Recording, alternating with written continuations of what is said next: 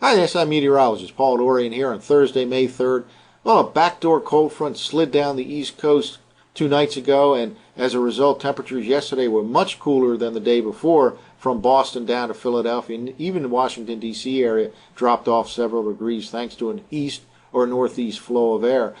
That ocean flow is weakening already this morning. Winds have shifted back around to the southwest in the D.C. region. Temperatures there today should soar into the 80s, and it'll be milder today in Philadelphia and New York as well as that ocean flow of air begins to weaken. And by tomorrow, all three big cities along the I-95 corridor here in the Mid-Atlantic region will soar to very warm levels, the 80s across Philadelphia and Washington, D.C., and well up in the 70s across the New York City region. But that spurt of warm air will not last too long. It'll still be warm on Saturday, but a downward trend in temperatures will begin early in the weekend and continue right through the early part of next week. Let's take a look at the latest surface map. Here's that backdoor cold front cutting across central Pennsylvania and right near the D.C. region. It's actually now beginning to lift to the north and east. Winds have shifted back around from the northeast in D.C. to southwest this morning. That will allow warmer air to start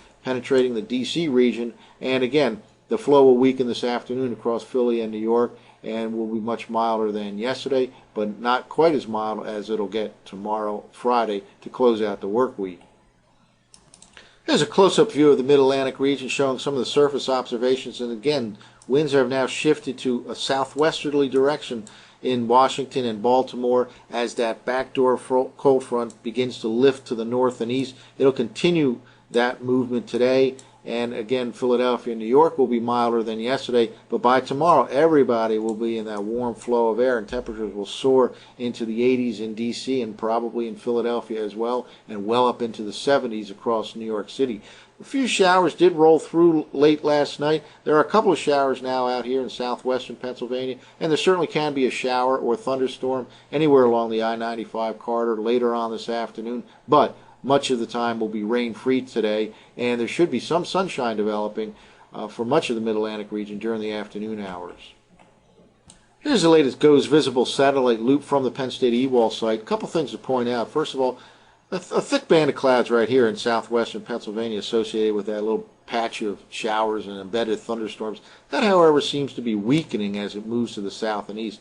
Down here from D.C. on south, all of this is low clouds and fog here across the central and southern part of Virginia, right up into the D.C. region, and that should burn off and allow for some sunshine this afternoon. And even from the Mason-Dixon line on north and east, there should be some intervals of sunshine this afternoon, and that, along with the weakening ocean flow, should allow temperatures to rise above the levels that were reached yesterday. In fact, yesterday temperatures, for the most part, held in the 50s across Philadelphia and New York City.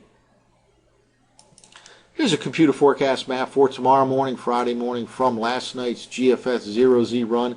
By this time, the warm air is all the way into the Mid-Atlantic region here. That backdoor cold front continues to move, lift out to the north and east as a warm front. So all along the I-95 corridor, tomorrow will be a warm day, the warmest day of the week. Again, the 80s in Washington and probably Philadelphia as well, well up in the 70s. But the threat for a shower or thunderstorm continues here, not only later on this afternoon, but tonight as well, and tomorrow. There certainly can be a shower or thunderstorm at just about any time, but much of the time will be rain-free. Here's a computer forecast map for Saturday morning. Now, things start to change on Saturday. It'll still be warm, but not quite as warm as Friday, and a downward trend will begin early this weekend in temperatures, thanks to this Canadian high-pressure system out here in south-central Canada by Saturday morning. You can see some colder air starting to penetrate into the southeastern part of Canada, and this cool down will begin in earnest by Sunday here in the Mid-Atlantic region. Now on Saturday there'll still be a chance of a shower or thunderstorm. Again, much of the day will be rain-free, and there should be some sunshine, and temperatures still quite warm, perhaps not quite as warm as what will be reached tomorrow on Friday, but still a warm day. However, temperature trend will be down not only on Sunday but on Monday as Tuesday as well. as the whole pattern changes. This warm spurt is only a couple of days, a temporary warm spurt on Friday and Saturday, and then we get back to normal, perhaps even below normal by the latter part of next week. Well, for the SIweather.com, I'm the SI meteorologist.